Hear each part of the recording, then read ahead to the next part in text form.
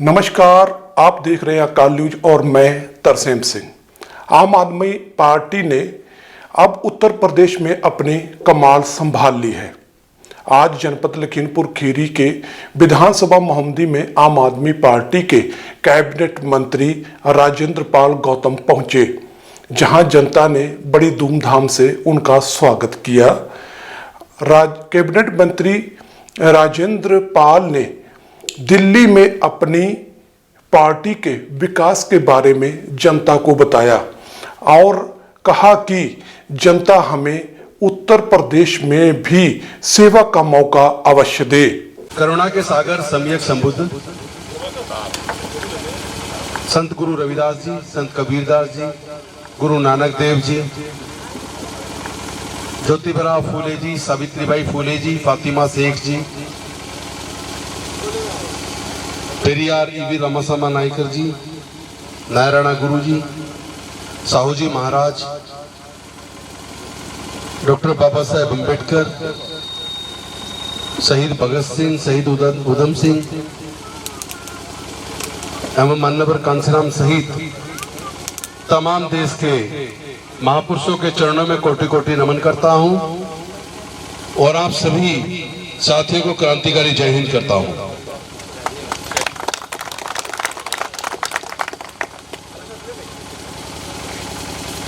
अब मैं चाहता हूं आप लोग भी कंसंट्रेट थोड़ी देर इधर करें। जिलाध्यक्ष जी,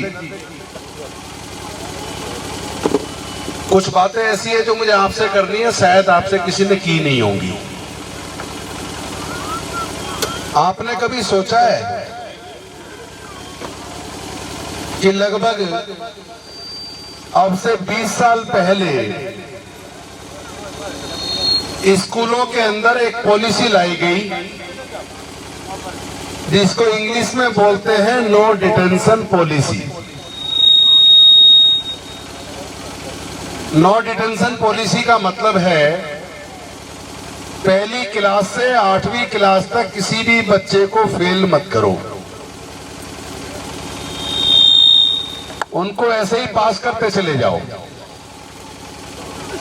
चाहे उस पर कुछ पढ़ना लिखना आता है या नहीं आता। तो ये पॉलिसी लाने के लिए क्या कभी छात्रों ने डिमांड की थी? नहीं, कभी नहीं। छात्रों ने तो नहीं की ना। कभी पेरेंट्स ने डिमांड की थी क्या? नहीं। पेरेंट्स ने भी नहीं की। क्या स्कूलों के अध्यापकों ने डिमांड की थी? नहीं। तो भाई यहां एक सवाल है, जब नो डिटेंशन पॉलिसी के लिए ना तो टीचर्स ने डिमांड की, ना ही स्टूडेंट्स ने डिमांड की और ना ही पेरेंट्स ने डिमांड की, तो फिर ये जो नो डिटेंशन पॉलिसी कि किसी को भी पहली से 8वीं क्लास तक फेल मत करो, उनको ऐसे ही पास कर दो, ये कौन लेके आया और किसके कहने पर लेकर आया? क्या कभी आप लोगों ने इस सवाल का जवाब कभी सोचा है? बताइए, कभी दिमाग में नहीं है ये सवाल? आज मैं आपको बताऊंगा कि ये पॉलिसी क्यों आई। लेकिन इस सवाल का जवाब देने से पहले मैं आपको आजादी के समय ले जाता हूं। जब भारत आजाद हुआ तो उस वक्त सरकारी जो स्कूल, पूरे देश के अंदर सरकारी स्कूल होते थे, प्राइवेट स्कूल नहीं होते थे। जो हमारे बुजुर्ग इधर बैठे हैं, पीछे बैठे हैं, इधर बैठे, इधर भी बैठे, आप भी बैठे, क्या आपने 50 साल पहले कोई प्राइवेट स्कूल देखा था क्या? कहां पे पढ़ते थे बच्चे? सब सरकारी में पढ़ते थे, प्राइवेट स्कूल नहीं होते थे। और आज अगर इस बात की जांच की जाए कि देश के अंदर जितने भी माननीय सर्वोच्च न्यायालय के जजेज हैं, देश के अलग अलग राज्यों के उच्च न्यायालयों के जज हैं, केंद्रीय सरकार में सचिव हैं, राज्य सरकारों में सचिव हैं, सीनियर इंजीनियर्स और डॉक्टर्स हैं, तमाम ब्यूरोक्रेट्स। अगर इस बात का सर्वे करें कि वो कौन से स्कूलों से पढ़कर आए हैं, सरकारी से पढ़ के आए हैं या प्राइवेट से पढ़कर आए हैं, तो आपको पता चलेगा 100 में से 99.9% सुप्रीम कोर्ट, हाई कोर्ट के जजेज और तमाम ब्यूरोक्रेट्स, तमाम सीनियर डॉक्टर्स, इंजीनियर्स, प्रोफेसर्स, सबके सब सरकारी स्कूलों से पढ़ के आए हैं। इसका मतलब सरकारी स्कूलों में बहुत बढ़िया पढ़ाई होती थी। और जब सरकारी स्कूलों में बहुत बढ़िया पढ़ाई होती थी, तो भाई ये प्राइवेट स्कूल कहां से आए? ये बहुत बड़ी साजिश है। जिन लोगों ने अपने चालाक बुद्धि के दम पर देश के 90% लोगों को पढ़ने लिखने से धार्मिक बंदिश लगाकर कई हजार साल तक वंचित रखा, जिन्होंने देश के 90% लोगों पर धार्मिक बंदिश लगाकर हजारों साल तक व्यापार करने से वंचित रखा, और जब भारत आजाद हो गया और देश को डॉक्टर बाबा साहेब अंबेडकर जी के बनाए संविधान से देश का शासन चलने लगा, तो उस वक्त जो गरीब बच्चे थे, गरीबों के बच्चे भी स्कूलों में जाने लगे, उनके भी एडमिशन होने लगे। गरीबों के बच्चों के भी पढ़ने लिखने के रास्ते बाबा साहेब के संविधान ने खोल दिए। गरीब से गरीब के परिवार को अपने मनपसंद काम करने की भी इजाजत मिल गई। तो उसका असर यह हुआ,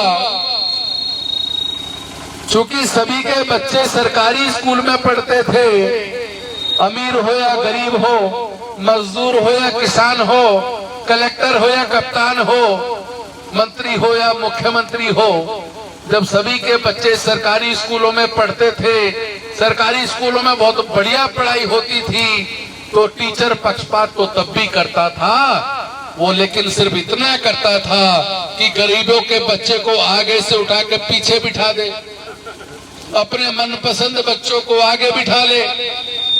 लेकिन जब चौक लेकर ब्लैक बोर्ड पर पढ़ाता तो सबको एक जैसा था ना, और जब पढ़ाता सबको एक जैसा था, तो उसका फायदा ये था कि गरीब से गरीब मजदूर किसान के बच्चे भी, जिनके अंदर पढ़ने लिखने की इच्छा होती थी, पढ़ने लिखने की लगन होती थी, जिन बच्चों में प्रतिभा होती थी, उनकी प्रतिभा निखर के आगे आती थी, और गरीब परिवारों के बच्चे भी देश के अंदर आईएएस बनने लगे, आईपीएस बनने लगे, डॉक्टर बनने लगे, इंजीनियर बनने लगे, जज बनने लगे।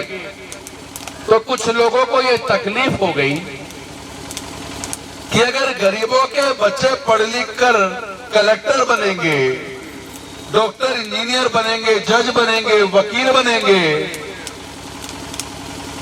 तो जिन लोगों का देश के 90% संसाधनों पर कब्जा था, जिन लोगों का देश की सत्ता पर कब्जा था, उन लोगों ने सोचा अगर गरीबों के बच्चे पढ़ लिख कर आगे आएंगे, कल को ये फिर नेता भी बनेंगे, कल को हर क्षेत्र में आगे बढ़ेंगे, तो उनके खेत में जो बिना पैसे के काम करने वाले मजदूर हैं, वो मजदूर कहां से आएंगे? फिर उनको सस्ते मजदूर, उनकी फैक्ट्री में काम करने के लिए सस्ते मजदूर कहां से आएंगे? क्योंकि पहले काम के बदले में पैसा तो मिलता नहीं था। जो गरीब समाज के लोग होते थे उनको काम के बदले में बचा हुआ खाना मिलता था। आपने शायद वो देखा भी होगा वो समय। तो गरीबों के बच्चे पढ़ लिख के तरक्की ना कर ले, उनको रोकने के लिए एक षड्यंत्र रचा गया कि भाई इस संविधान ने सबके रास्ते खोल दिए हैं, अब तो गरीबों के बच्चे भी आगे आने लगे हैं, तो भाई इनको कैसे रोकें? प्रजातंत्र के अंदर इनकी वोट भी लेनी है, तो इनके पढ़ने लिखने पर अब बंदिश तो नहीं लगाई जा सकती जैसे पहले लगी हुई थी। तो उन्होंने उसका इनडायरेक्ट रास्ता निकाला। उन्होंने धीरे धीरे सरकारी स्कूलों को कमजोर करना शुरू कर दिया और एक एक करके प्राइवेट स्कूल खोलते चले गए और सरकारी स्कूलों को कमजोर करते चले गए। इतना कमजोर कर दिया जिस स्कूल के अंदर 100 टीचर होने चाहिए उस स्कूल में केवल 10 से 15-20 टीचर बचे। और जब टीचर पर्याप्त मात्रा में नहीं होंगे तो फिर क्या उस स्कूल में अच्छी पढ़ाई हो पाएगी? नहीं हो पाएगी। तो जानबूझ के सरकारी स्कूलों के स्तर को गिराया गया, सरकारी स्कूलों को कमजोर किया गया ताकि गरीबों के बच्चे पढ़ लिख के आगे ना आ पाए और केवल पैसे वालों के बच्चे पढ़ पाए। और वो बड़े बड़े पब्लिक स्कूल खुलते चले गए। जो मध्यम दर्जे के पब्लिक स्कूल हैं, उन पब्लिक स्कूलों के अंदर एक बच्चे की फीस का खर्चा, किताबों का खर्चा, वर्दी का खर्चा, ट्यूशन का खर्चा, ट्रांसपोर्ट का खर्चा, तमाम तरह के अगर खर्चों को जोड़ लिया जाए तो जो मध्यम दर्जे के अच्छे पब्लिक स्कूल हैं उसमें एक बच्चे की पढ़ाई के ऊपर एक महीने का खर्चा 7 से 8 हजार रुपया मिनिमम बैठता है। और हर परिवार में कम से कम 2 बच्चे तो होंगे नहीं होंगे तो 2 बच्चों की पढ़ाई पर कम से कम 15 से 20 हजार रुपया महीना चाहिए। लेकिन हमारे देश में 90% से ज्यादा लोग ऐसे हैं जिनके पूरे परिवार की इनकम को भी जोड़ ले तो पूरे परिवार की इनकम 10 से 20 हजार के बीच में है। इसका मतलब क्या हुआ कि देश में 90% से ज्यादा लोग इस हालात में नहीं है कि वो अपने 2 बच्चों की पढ़ाई पर हर महीना 15-20 हजार रुपया खर्च पाए। तो भाई जब उनके पास पैसा नहीं है, उनके बच्चे कहाँ पे पढ़ेंगे? सरकारी में पढ़ेंगे। और सरकारी में टीचर है नहीं, सरकारी में पढ़ने का माहौल है नहीं, सरकारी स्कूलों का स्तर गिरा दिया गया। यानी कि सरकारी स्कूलों को सस्ते मजदूर पैदा करने वाली फैक्ट्री में तब्दील कर दिया।